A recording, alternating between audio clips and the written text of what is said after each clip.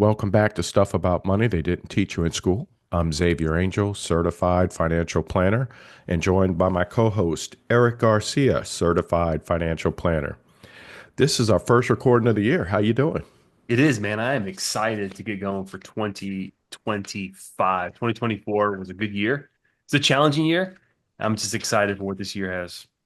Well, we had a lot of wins in 2024. We did. So, We did have a lot of um, wins. Yeah. yeah. We had So we I'm had a lot of looking. we had a lot of obstacles in 2024 as well. We Uh, did. We did. so Uh, some were self-imposed, and by self-imposed meaning we decided to take on some big projects. Some were health related from business partners, and that would just pose a challenge. We brought on uh, three or four new people across all the businesses. So, but yeah, some good wins. mhm. We had a And I'll tell you, I think from those wins is really going to make 2025 more enjoyable, more profitable. Um, and I'm excited. I'm excited about 2025. no doubt, man. I think we have a good platform, a good foundation that was laid in 2024. We've been laying for a few years. So 2025 is going to be we have a jumping off point for this year. We had a really good, really intense planning session, you and I, for what we wanted to Hmm. accomplish in 2025. So now it's just about execute, just putting legs to the plan. Execute, execute, execute. It's the word of the year. Execute. That is it.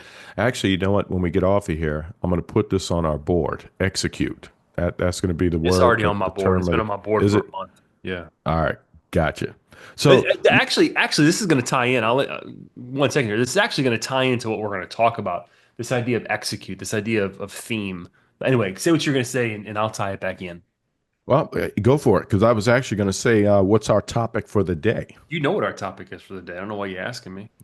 So, what are five things that What? we're going to do differently in 2025? You see, we started talking when we started talking about this episode.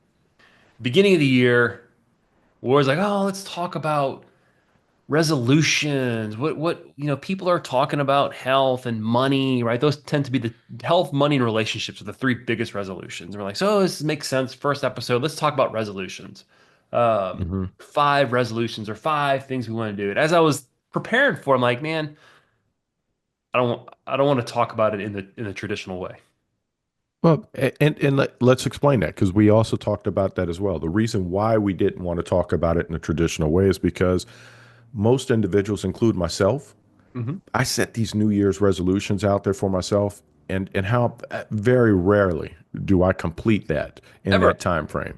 There's like, I don't have a stat pulled up, but I could probably go back to one of our first episodes from maybe last year or the year before.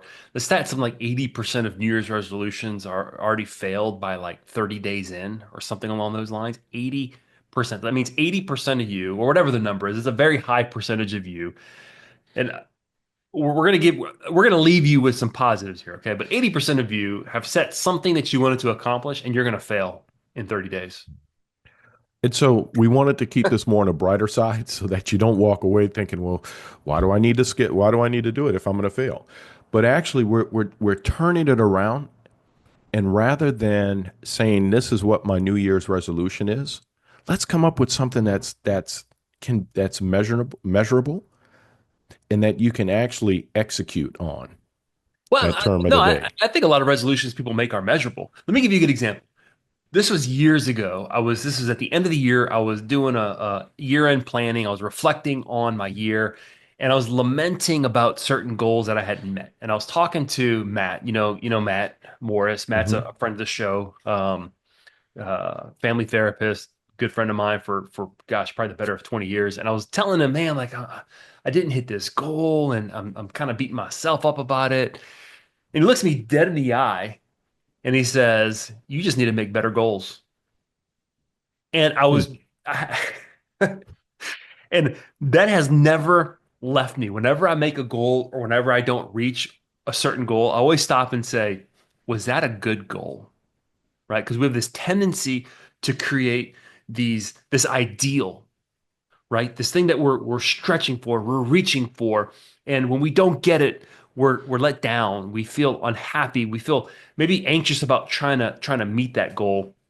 And this is never a good place oftentimes when we're constantly striving for something that maybe it wasn't a good goal or it was too bold of a Right. goal. So um, what I wanted to talk about, rather than things that I wanted to accomplish or things I wanted to do different in 2025, I want to talk about two mindsets that I want to Okay. create. The majority of, and I'm going to keep this in the context of financial decisions. The majority of the financial decisions we make are driven by behavior. Now, that may sound obvious, right? Well, of course, behaviors are actions and decisions are actionable, financial decisions are actionable. But most of our decisions are influenced by our emotions or some psychological bias that we have as opposed to logic. So, as I was reflecting on that, I was like, man, like I need to modify my behavior. I need to change my behavior. How do I do that? Right? And here's the reality. Most of us and most people listening to this show, and I've got a lot of business owner clients and friends who are listening to the show, most of us have the willpower to do something for a short period of time, right? I'm going to save X over the next 40 days, over the next 60 days, and I can do it for a little while. I'm going to stop drinking alcohol for 30 days. I can do it for a little while. I'm going to stop eating fried foods. You can do it for a little while. Then you run out of willpower and you go back to your old habits.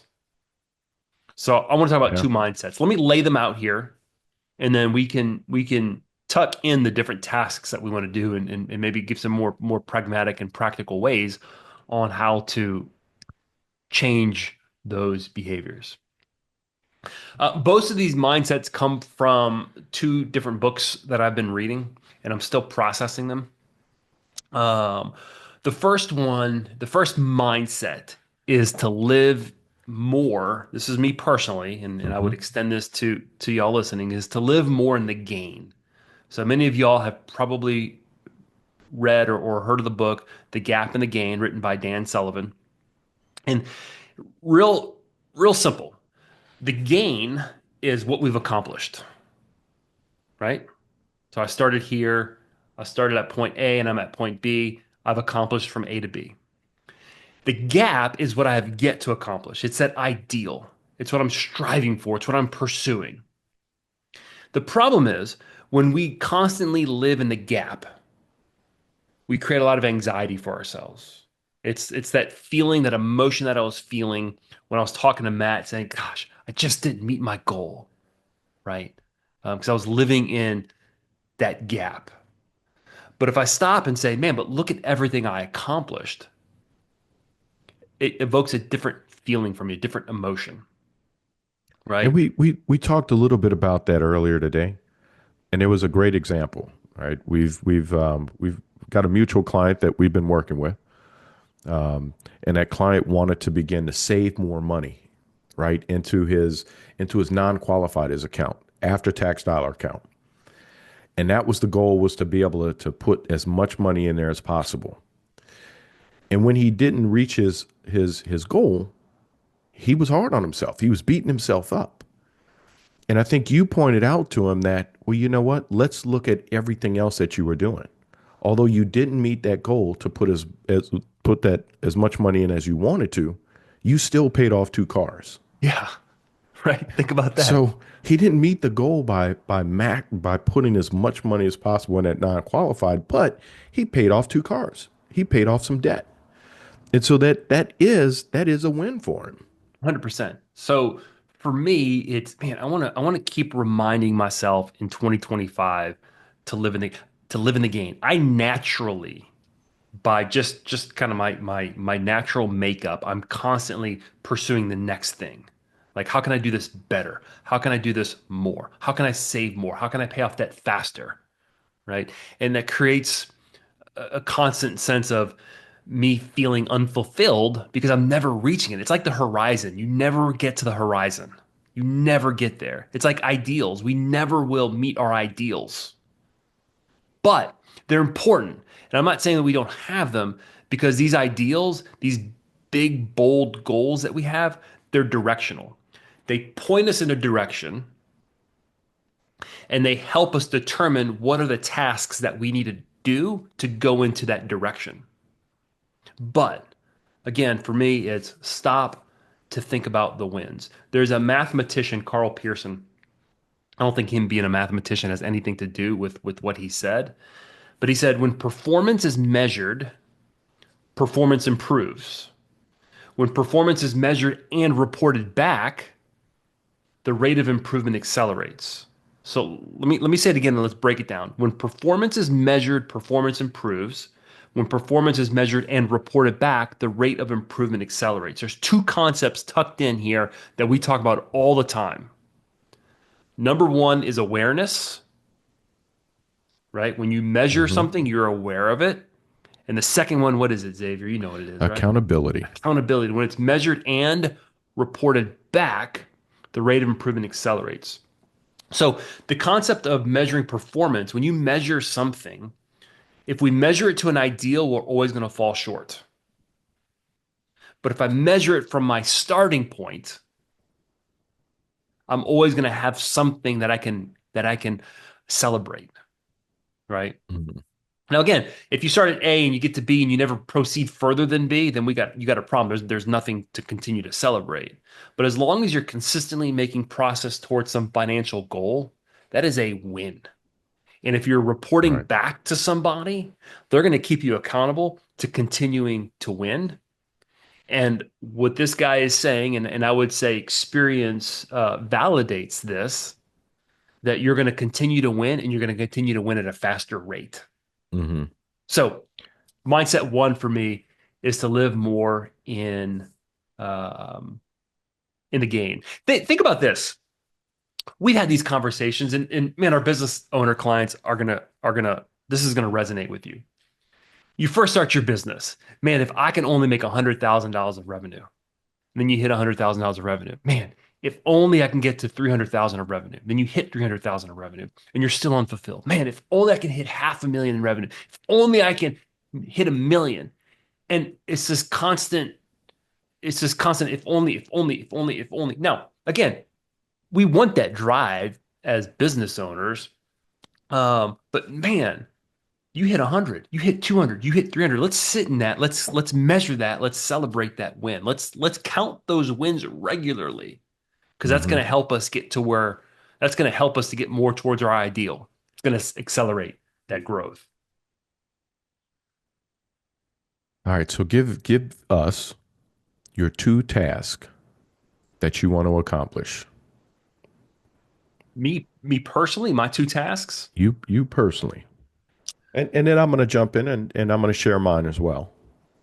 Yeah, so for me, I think this doesn't tie directly nicely to a very specific financial task. Save more is certainly the direct practical thing I want to do. But for me, it's more of the emotion of constantly feeling overwhelmed or constantly feeling like I'm falling short of something. Because when I do stop long enough to count my wins, I realize, man, I accomplished a lot. Why am I feeling unfulfilled? Why am I feeling so overwhelmed? Right? Because I'm constantly pushing and pushing and pushing and pushing. Hmm. And if my wife listens to this, I hope my wife doesn't listen to this point of the episode because she's gonna say, "Uh-huh, uh-huh, I told you." But for me, it's more of an emotional state, I would say, is to be reminded regularly to count those wins. And one thing I'm trying to do daily is I'm learning more the importance of routine. This is actually going to lead into the next mindset, but I'm learning more about the importance of routine, particularly the routine before we go to bed.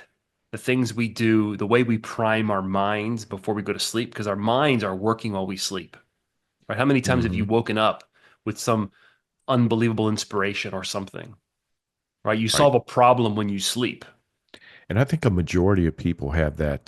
They deal with that. They're not sleeping throughout because So, they are waking up because there's just stuff in their so mind. man, so I want to count my wins and I want to count my wins before I go to sleep because I don't want to go to sleep with this idea of feeling unfulfilled. I want to go to sleep knowing that, man, this was an accomplished day and here are the three things that I did that that were wins. Okay, so that's mindset one, and we can tuck. Let's real quick and tuck a couple things into this for our listeners. So, Fidelity has a study, or not a study; it's a fact that they put out. I say fact; it's a piece that they put out that says, hey, if you're 30, you should have one times your income saved in retirement. If you're 35, you should have two times your income saved in retirement. If you're 40, you should have three times. If you're 45, I'm going to stop it. I'll go to 50. If you're 45, you should have four times your income saved in retirement. And if you're 50, you should have five times your income saved in retirement. When I first looked at that, I thought, my God, that is, I, I talked to few people who have that much saved in their retirement. I don't have that much saved in retirement. I mean, if I sold everything, maybe I'd have that much. And I was thinking about it in the context of this mindset, in the context of when we talk to clients who are feeling pressure because they haven't saved enough for retirement. And a lot of studies that we throw out, the financial industry throws out, creates this gap, right? You're in the gap. We have our clients living in the gap, and they're constantly feeling unaccomplished, behind, and it creates almost in some cases apathy, and it's unmotivating. And it was unmotivating for me when I first saw the study. But when you stop and look at the gain, say, man, yeah, you don't have three times your income saved, but man, dude, you maxed out your 401k last year, or you increased your 401k by 1% per month. Celebrate that. Hold on to that win. So that's part of this idea of living in the gain. I do a great job with my clients. I do a great job of encouraging people to look at their wins. I don't do a great job with myself. And I think that's That's my most of goal. us. Yeah, and That's I my think that's goal. most of us. We preach it, but we don't act on it ourselves. Yeah. So I'm going to hold you to those. You and the rest of the world who's listening to this. I mean, that's that's pretty arrogant. The world doesn't listen to our podcast. Well, hey, Eric, one day, Eric, we may you get see, there. that's the gain. I'm living in the That gap. is I'm that living is in the it. gap So if you guys like what you hear, please share. because we need the world to listen. So I'll go ahead and jump into my task, and as you were talking about yours, and you've been mentioning this to me for the past month and a half now. That mindset that I'm looking to do in 2025 is delegate. Mm. And I'll use this with our business owners as well. When we delegate, it frees up our time to do what we do best. And when we're taking on all the tasks, big, small, medium tasks, it takes us away from what we do best. Hold on. Put this in the context of what we're talking about here, in the Well, gap in the in game. that it so in the mindset, I have to have the mindset that Hmm. the individuals that we have, the individuals that we brought on in the fourth quarter of last year, they are Our capable. team members. Our team members, Okay. they are capable of doing everything that we do. And so I need to be able to delegate more, allow them to pick that ball up and run with it. And that's something that I am not accustomed to doing is delegating. Well, In my career, let's count some wins here real quick, Xavier. Let's okay, count some wins. In the past month, I would say uh you have delegated like a champ. I have. Yeah. So let's hold on to that. And that's part of that. That is that mindset, right? Hmm. So yes, looking at the wins and yes, over the last month and a half, I So have. can I use this to tie this into to bridge us to the next mindset? Because Go I ahead. think this actually will tie in very nicely with what I want to throw out next. Okay. The second mindset, and I'm not going to go too deep on this because it gets a little bit scientific, and I don't know much about the brain other than from what I read. But this idea is I want to create new neural pathways, right? New habits. And here's the idea that our brains are plastic. this idea of neuroplasticity. Your dad's a psychologist, so Hmm. this is probably a concept that's not very foreign We to actually you. had this conversation last week when he was here visiting in Over the New holidays, Orleans. right? So our Yeah. brain, this idea of neuroplasticity is the brain's ability to change and adapt due to experience. Like our brain physically reorganizes, it physically changes, and then we can grow new pathways in our brains for new habits, and we can unlearn old habits. Now, let me put this in let me paint a picture for you. I planted it's called a cosmos. It's a native flower here in our area. And sometimes they grow small and sometimes they grow big. This one grew really big and it got really top heavy. And what happened is it fell over into my yard. And it fell over into my yard and then started growing back up towards the sun. So it forced me to walk to my garden through the lawn on a different, a different way. And over the past couple months, what's happened is I have created this pathway in my yard from my back steps to my garden because this plant was taking up so much of my lawn. Create a pathway. The grass won't grow there, right? It didn't happen after one time. It didn't happen after two times. It didn't even happen after three times. It happened after several weeks, a few weeks of walking along that path, right? And it's the same thing with our thinking, with our brains, with habits. If we do something once, it might not become a habit. If we do something twice, probably won't become a habit. But the more we do something, the more we think something, we start to create a new pathway in our brains. Um, I read something that said the neurons that fire together wire together. So whenever we make a decision, whenever we do something, our neurons in our brains are firing off. And if we do it long enough, we're going to literally create a new pathway, a new habit, right? Sometimes we do it.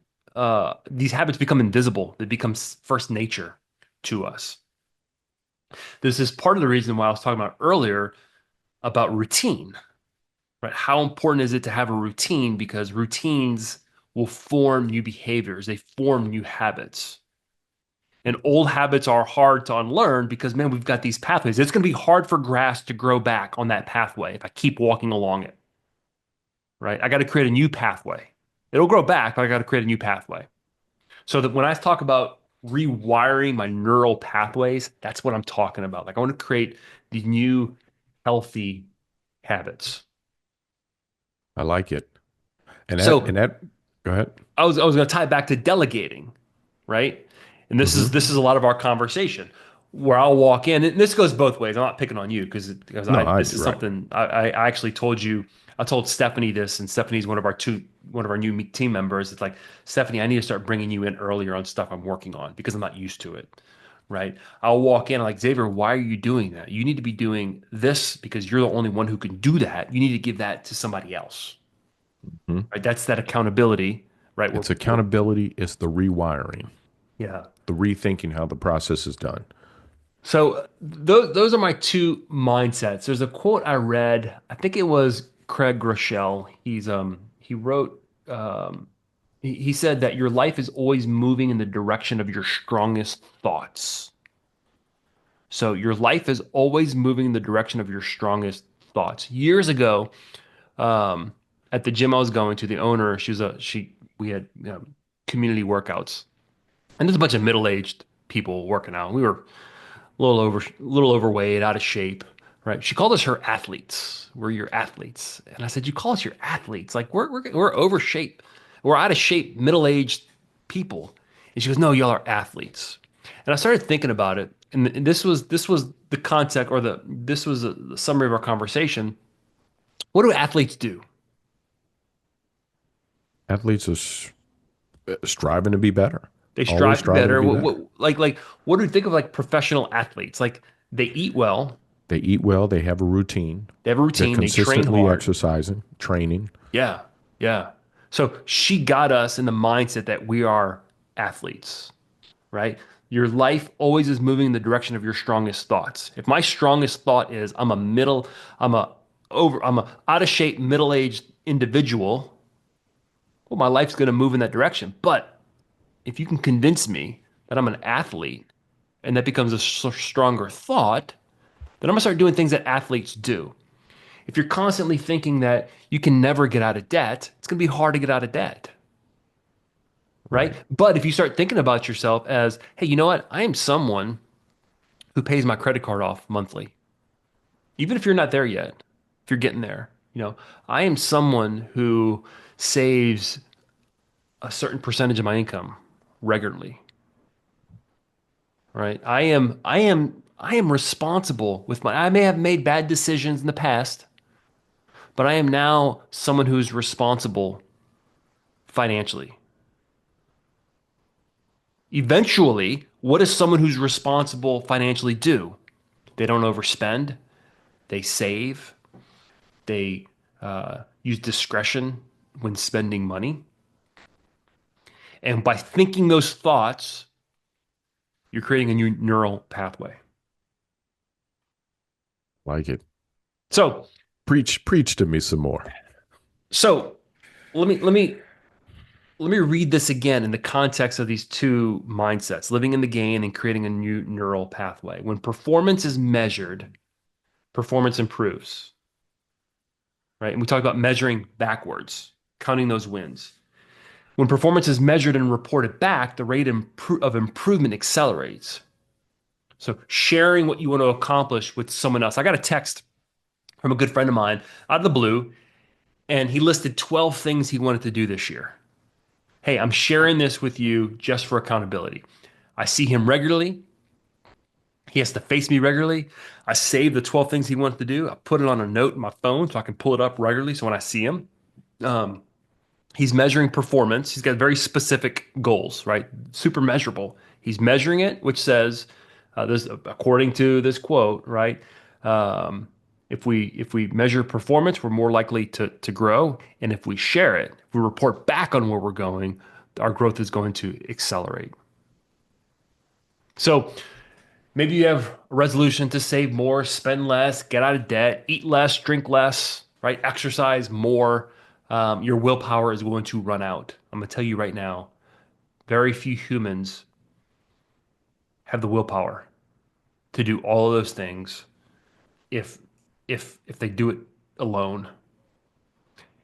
Because we have bad habits, we have pathways. It's a whole lot easier for me to continue to walk down that other pathway to my garden than create a new pathway, right? Um, you have to track this stuff, and you have to have people to keep you accountable. And when we talk about, and I'll leave you guys with this as a nugget. We talk about accountability, people you could talk to. Share whatever that task, that goal, that New Year's resolution, whatever that is, share it with someone, significant other, spouse, someone in your office, and have those conversations with them because it's going to help you to be, it's going to hold you accountable to them for what you say. Yeah. Let me touch really quick on this idea of rewiring neural pathways, creating new habits. And this is something that you said earlier. I don't think you said it in this recording, but I think you said it in our conversation leading up to us recording. This idea of saving with purpose. Hmm. You said, I want to save with purpose. When there's something that you can tie to a deep emotion, right? Something bigger outside of you, it becomes easier to change and modify behavior. Um, Right. so this idea of saving with purpose, I'll give you a good example, and this was a win for me last year. Um, Travel is something that's important to our family. Right? We don't take Hmm. big fancy trips, but the idea to say, hey, let's go to, we went to New York over Christmas for 2 days to go watch a couple Broadway shows and the New York City Ballet. My daughter loves Broadway and loves ballet. Um, we're, got a Disney World trip planned this year, but just kind of trips like that I don't want to have to say, hey, let's go on a trip and then have to go, okay, I have to come up with X amount of dollars and have to go save for it. So Right. what I decided was, and I did this kind of a few years ago, but never really executed on it. Um, I opened up a new bank account called Travel, and I automated savings directly to this account, right? Saving with purpose. Travel account. The purpose is travel. I'm going to forget to monthly save and move money. So I create an automatic transfer from one account to another, right? Um, So saving with purpose, I don't have to think about it. And it's been last year was great. Whenever we wanted to take a trip, my daughter has a couple trips this year with school and applying for colleges with auditions. Man, I look in the travel account. I've got money. There's no anxiety around it. Saved with purpose, and I created the habit not by relying on my own will, but by automating it. Right. So that's a good example of creating new habits, creating new neural pathways. Now it's like, man, how can I not save for travel? Right? It's a habit. Like I have to save for travel now.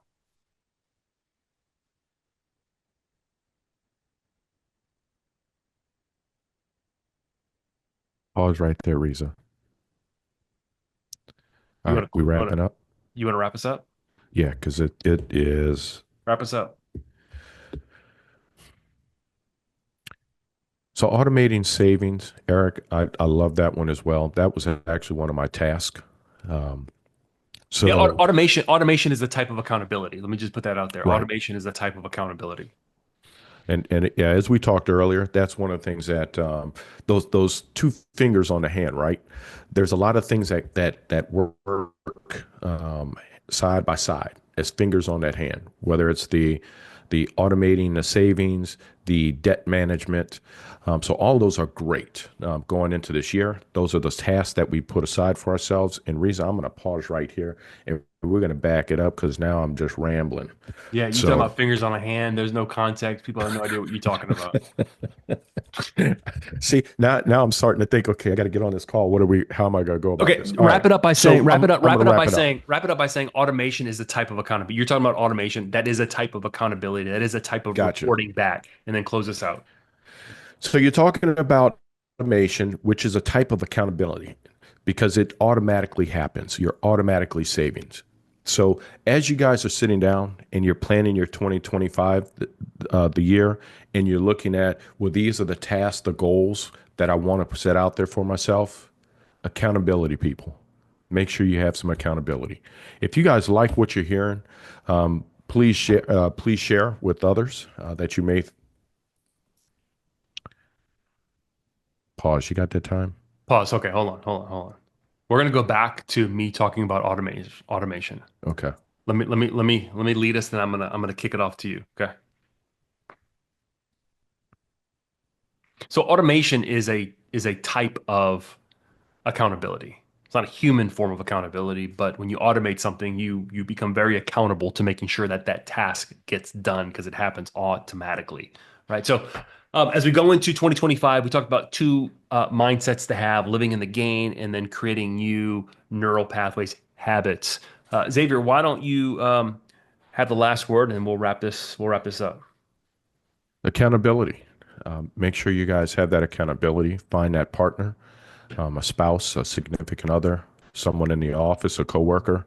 Share what your goals or your tasks are for 2025.